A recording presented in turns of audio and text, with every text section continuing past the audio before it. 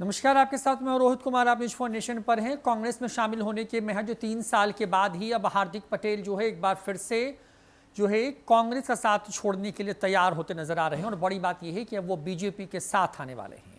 गुजरात के अंदर में जिस हार्दिक पटेल ने पटेल आंदोलन की शुरुआत की, उसको लीड किया, जिसकी वजह से वहां पर हिंसा हुई, इन तमाम तरह के जो है कि राजनीतिक हथकंडे अपनाए गए उनकी तरफ से बीजेपी के खिलाफ, लेकिन अब वो बीजेपी की तरफ मोहित होते नजर आ रहे हैं और बड़ी बात यह है कि बहुत जल्द बीजेपी में जा सकते हैं। सूत्रों से मिली जानकारी के मुताबिक दिल्ली में उनकी बीजेपी के बड़े नेताओं के साथ बातचीत हो चुकी है और कांग्रेस में युवा नेताओं या नेतृत्व को जिस तरीके से नजरअंदाज किया जा रहा है, उन तमाम चीजों से वो बेहद आहत हैं। साल 2022 के अंत में गुजरात में विधानसभा के चुनाव होने हैं और उन चुनावों से ठीक पहले अगर हार्दिक पटेल बीजेपी में जाते हैं तो कांग्रेस को चुनाव के पहले ये गुजरात के अंदर सबसे बड़ा एक तरीके से कहें कि झटका होगा, क्योंकि कांग्रेस वहां पर कमबैक करने की तैयारी कर रही है। नरेंद्र मोदी के गुजरात छोड़ने के बाद से वहां पर जो बीजेपी है उसकी हालत बहुत बेहतर नहीं कही जा सकती। वहां पर उसकी ताकत लगातार कम होती जा रही है। आम आदमी पार्टी समेत कई क्षेत्रीय दूसरी जो पार्टियां हैं उसका हस्तक्षेप बढ़ रहा है वहां के स्थानीय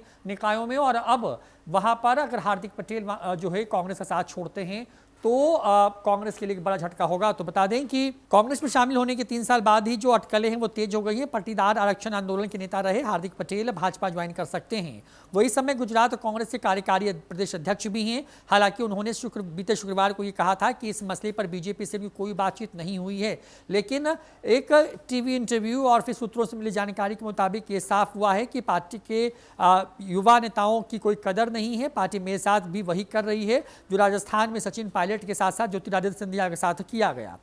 क्या वो भाजपा में जा रहे हैं? इस सवाल के जवाब में हार्दिक पटेल ने कहा है कि भाजपा में शामिल होने का कोई विचार फिलहाल तो नहीं है, लेकिन राजनीतिक संभावनाओं का खेल है और जब भी मैं ऐसा कोई राजनीतिक निर्णय लूंगा तो वैसी स्थिति के बारे में सबको बताऊंगा। अगर मैं लोगों के हित में ऐसा निर्णय लेता हूं तो मैं घोषणा करने में संकोच भी नहीं करूंगा। उन्होंने ये भी कहा कि मैं जो भी फैसला करूंगा वह गुजरात के लोगों के हित में होगा। खुद को हिंदुवादी नेता कहे जाने के बारे में विस्तार से पूछने पर हार्दिक पटेल ने कहा कि मैं रघुवंशी वंश से हूं, हम लवकुश के वंशज हैं और हम भगवान राम, भगवान शिव और देवी देवताओं का सम्मान करते हैं। हम हिंदू को संरक्षित करने के लिए हर संभव प्रयास करते हैं। मुझे हिंदू होने पर गर्व भी है। राज्य में भाजपा सरकार की नीतियों की सराहना करने पर पटेल ने कहा कि मैंने यह पूरी ईमानदारी से कहा है कि विरोधी की ताकत को स्वीकार करना ही उचित है, चाहे वह भाजपा हो या सपा या कोई अन्य पार्टी।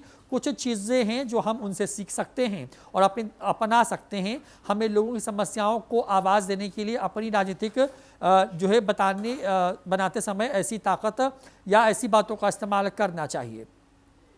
तो हार्दिक पटेल जो है वो कांग्रेस से नाराज चल रहे हैं। दरअसल हार्दिक पटेल जब कांग्रेस में आए तो उसके बाद इस बात की चर्चा बहुत तेज हुई कि उनको पार्टी का प्रदेश अध्यक्ष बनाया जाएगा, लेकिन वो फिलहाल कार्यकारी अध्यक्ष के तौर पर ही वहां पर काम कर रहे हैं। साल 2022 के आखिर में वहां की विधानसभा जो है उसके लिए चुनाव होने हैं और क्योंकि अगर बात करें गुजरात की तो वहां पर फरवरी 2023 में मौजूदा जो सरकार है उसका कार्यकाल पूरा हो रहा है और वहां पर 182 विधानसभा सीटों वाले गुजरात विधानसभा के अंदर में 92 सीटें चाहिए सरकार बनाने के लिए। और हार्दिक पटेल ने पटेल आंदोलन के बाद वहां पर बीजेपी की जमीन थोड़ी सी कमजोर कर दी थी। हालांकि नरेंद्र मोदी, अमित शाह समेत तमाम दिग्गजों ने आखिरी वक्त में मोर्चा संभाला, जिसकी वजह से वहां पर बहुत मुश्किल से बीजेपी की सरकार बनी। लेकिन हार्दिक पटेल अगर कांग्रेस का साथ छोड़कर के बीजेपी के हाथ को मजबूत करते हैं तो बीजेपी के लिए ये फायदा हो सकता है। हालांकि जो आला कमान है उनसे हार्दिक पटेल की जो है बातचीत चल रही है और वो कब आएंगे और किन शर्तों पर आएंगे इस पर अभी तक औपचारिक रूप से कुछ भी नहीं कहा गया है। फिलहाल इस वीडियो में इतना ही। नमस्कार।